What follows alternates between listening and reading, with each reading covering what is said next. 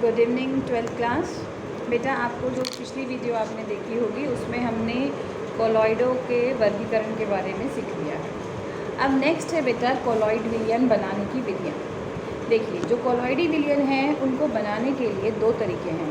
पहले तो हम द्रव स्नेही कोलॉइड की बात करते हैं। द्रव स्नेही कोलॉइड में आपने पीछे सीखा कि द्रव स्नेही कोलॉइड के लिए परिक्षेपण माध्यम और परीक्षित प्रावस्था, उन दोनों को आप सिंपली मिक्स करते हैं और मिक्स करने के बाद आपका कोलॉइड विलयन तैयार हो जाता है। लेकिन अगर आपको द्रव विरोधी या द्रव विरागी कोलॉइड बनाना है तो उसके परीक्षित माध्यम, परीक्षित प्रावस्था और परिक्षेपण माध्यम को सिंपल मिक्स करना इज़ नॉट अ सोल्यूशन। उस केस में क्या करना पड़ेगा, या तो आपके पास कुछ बड़े कण हैं उनको तोड़ के आप कोलॉइडी अवस्था की साइज़ तक लेकर आते हैं, या फिर आपके पास कुछ छोटे कण हैं उनको आप संगुणित करके कोलॉइडी अवस्था की साइज़ तक लेके आते हैं। तो इनके लिए आपके पास फिर से दो प्रकार की विधियाँ हो जाती हैं। पहली विधियाँ हैं आपके पास परिक्षेपण विधियाँ। परिक्षेपण विधियों में आप क्या करते हैं, बड़े कण होते हैं उनको आप तोड़ते हैं और छोटे साइज़ तक लेकर आते हैं जो कोलॉइडी कणों के लेवल के होते हैं। ठीक है, तो आप अपनी टेक्स्ट बुक रेफ़र करेंगे। इसमें पहली विधि है आपकी यांत्रिक परिक्षेपण विधि। यांत्रिक परिक्षेपण, यांत्रिक मतलब मैकेनिकल। तो आपके पास बड़े कण हैं और उनको जैसे आप चक्की में गेहूँ पीसते हैं ना, ऐसे ही आपने दो मेटल की डिस्क ली हुई है। मेटल की डिस्क को आपस में ऐसे रखते हैं और बीच में वो बड़े कण होंगे और जब ये डिस्क घूमेगी तो आपके वो कण टूट जाएंगे।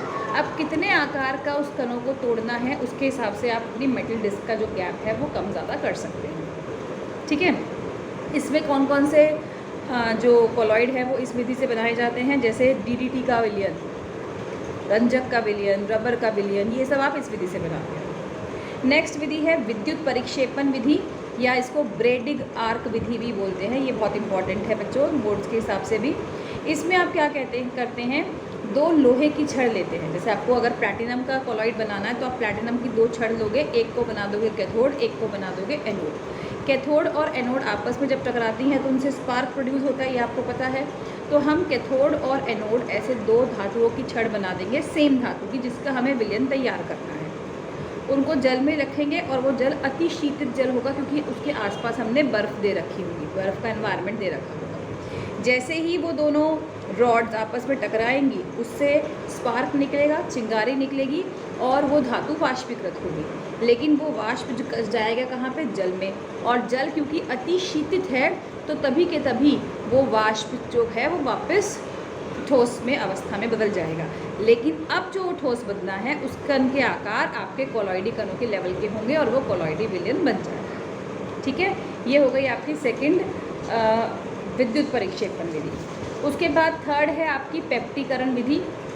पेप्टीकरण विधि में क्या होता है, ताजे बने अवक्षेप में आप विद्युत अपघट्टे मिलाकर कोलॉइडी विलयन बनाते हो और इस विद्युत अपघट्टे मिलाने वाली विधि को हम बोलते हैं पेप्टीकरण विधि। ठीक है, तो ये तीन विधियां हो गई आपके पास परिक्षेपण माध्यम वाली, जहाँ पर आपने बड़े कणों को तोड़कर कोलॉइडी कणों के आकार तक प्राप्त किया है।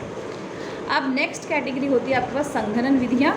संघनन विधियों में क्या होगा, आपके पास छोटे छोटे कण हैं उनको आप कॉम्बाइन करोगे और फिर कोलॉइडी विलयन के लेवल तक लेकर आओगे। ठीक है, तो इसमें पहला है आपका विलायक विनिमय द्वारा, मतलब कि सॉल्वेंट एक्सचेंज। देखो, एक वास्तविक विलयन को किसी अन्य ऐसे विलायक के आधिक्य के साथ मिश्रित किया जाता है जिसमें विलय अविलय होता है, लेकिन विलायक मिश्रणीय हो जाता है। तो जब आपने उसको मिक्स किया तो फाइनली सॉल्वेंट एक्सचेंज हो गया और आपका कोलॉइड विलयन तैयार हो गया। ठीक है, जैसे एग्जाम्पल है फिनोफ्थिलीन, आयोडीन, सल्फर सोल, ये सब इस विधि से बनाए जाते हैं, विलायक एक्सचेंज विधि या सॉल्वेंट एक्सचेंज विधि। उसके बाद है भौतिक अवस्था परिवर्तन करके।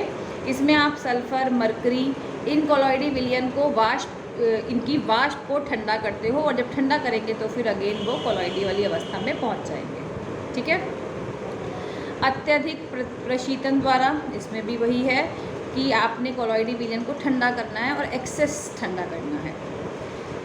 रासायनिक विधियाँ में थोड़े और केमिकल रिएक्शंस जो हम करते हैं उसमें आता है आपका डबल डिकम्पोजिशन। ये आपको पता है, दो सॉल्ट लोगे, दोनों सॉल्ट को मिक्स करोगे तो वो अपने आयन्स एक्सचेंज कर लेते हैं और आपका कोलॉइडी विलयन तैयार हो जाता है। ठीक है, तो ये कोलॉइडी विलयन बनाने की विधियाँ हो गई हैं। अगला है कोलॉइडी विलयन के शोधन की विधियाँ। देखिए, आपने कोलॉइडी विलयन बना लिया, उसमें हो सकता है जैसे आपने आर्सेनिक का, सल्फ़र का सोल बनाया है और उसमें आर्सेनिक गलती से आ जाए, तो वो हमारा अशुद्ध कोलॉइड विलयन हो जाएगा। अब कोलॉइडी विलयन को शुद्ध करने के लिए जो विधियाँ होती हैं, अब हम वो पढ़ेंगे कि उनको हम कैसे शुद्ध कर सकते हैं या शोधन कर सकते हैं उनका, ठीक है, प्यूरिफिकेशन। तो इसमें पहली विधि है अपोहन। आप बुक में देखेंगे डायग्राम, आपको क्लियरली और समझ में आ जाएगा। देखिए मैं आपको दिखा देती हूँ एक बार स्क्रीन पे फोकस करके। ये है अपोहन विधि, ठीक है। इसमें आपने अपोहन विधि में क्या करना है, आपने कोलॉइडी विलयन जो आपने बनाया हुआ है उसको आपने एक मतलब ऐसे पाउच में लेना है। जो झिल्ली, पारगम्य झिल्ली आपने पढ़ा होगा, बायोलॉजी वालों को तो मालूम होगा। ये एक ऐसी झिल्ली होती है जो कुछ कणों को बाहर जाने देती है, लेकिन हर कण उसमें से क्रॉस नहीं कर सकता, क्योंकि उसके जो कण जो साइज़ हैं वो अकॉर्डिंगली मेंटेन किए जाते हैं। तो आपने किसी जंतु झिल्ली, पारगम्य झिल्ली का बना हुआ एक बैग लेना है और उस बैग में अपने कोलॉइडी विलयन को भर देना है, ठीक है। अब इस बैग को आप टांग देते हैं, कहाँ पर, उसको लटका देते हैं हम, और धीरे धीरे जितनी भी अशुद्धियाँ हैं वो सारी विस्तृत होकर बाहर निकल जाती हैं और आपके पास जो थैले के अंदर, जो उस बैग के अंदर रह जाएगा वो केवल शुद्ध कोलॉइडी विलयन रह जाएगा, ठीक है। ये विधि कहलाती है अपोहन विधि या डायलाइसिस। कोलॉइडी विलयन में जो अशुद्धि है वो आपकी विसरण विधि द्वारा सब धीरे धीरे बाहर निकल जाएगी। अब इसी विधि को अगर आप विद्युत की इफेक्ट में करो, इलेक्ट्रिक फील्ड के इफेक्ट में करो, मतलब जैसे थैला टंगाया हुआ है, थैले के एक तरफ आपने कैथोड और एक तरफ आपने एनोड, ये पॉजिटिव और नेगेटिव एनवायरनमेंट दे दिया, तो इसी विधि का नाम बन जाता है विद्युत अपोहन विधि, ठीक है।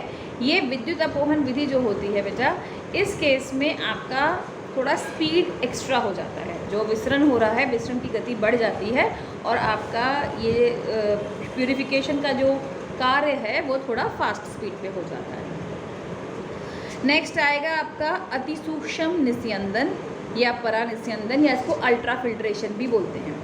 ये आपके आरओ वगैरह में इंस्टॉल्ड जो आपके घरों में होंगे उसमें आप देख सकते हो। ये वाली विधि जो होती है अल्ट्रा फिल्ट्रेशन विधि, इसमें आपको फिल्ट्रेशन मतलब छानना और अल्ट्रा फिल्ट्रेशन मतलब छानना छानना छानना, 2-3 लेवल के तक छानना। तो अल्ट्रा फिल्ट्रेशन मतलब आप उसमें जो फिल्ट्रेशन करते हो उसका मल्टीपल फिल्ट्रेशन हो जाएगा।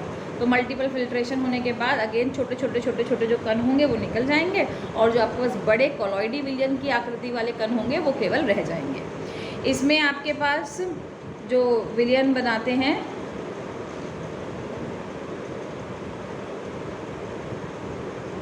वो सेल्यूलोज का विलयन, अल्कोहल का विलयन, ठीक है। तो ये वाला इसके एग्जाम्पल्स आएंगे आपके अल्ट्रा फिल्ट्रेशन वाले केस में। उसके बाद अल्ट्रा सेंट्रीफ्यूगेशन, सेंट्रीफ्यूगेशन या अपकेंद्रण आपने ये भी सीखा हुआ है। जब आप किसी चीज़ को बहुत तेज़ स्पीड पे घुमाते हो तो आपके पास हल्के पार्टिकल्स तो साथ साथ घूमते रहते हैं और हैवी पार्टिकल सेंटर में आके अलग हो जाते हैं। तो आपको जो विद्युत निस्तारण या अति सूक्ष्म अपकेंद्रण करना है उस केस में आपको कणुओं को सॉल्यूशन को बहुत तेज़ गति पे घुमाना है। तो हमारे जो कोलॉइडी कण हैं वो क्योंकि हैवी होंगे, बड़े साइज़ के होंगे, वो नीचे बैठ जाएंगे और जो हल्के कण होंगे, जो इम्प्योरिटीज़ होंगी वो साथ साथ घूमते रहेंगे। तो आप उनको सेपरेट कर सकते हो।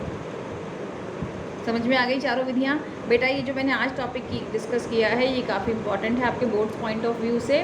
आपकी शोधन की विधियाँ और कोलॉइडी विलयन बनाने की विधियाँ, ठीक है। ये सारी आपकी काफ़ी इंपॉर्टेंट टॉपिक्स हैं, तो इसको आप बहुत ध्यान से पढ़ेंगे।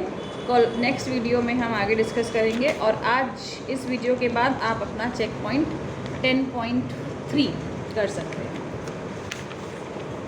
Thank you.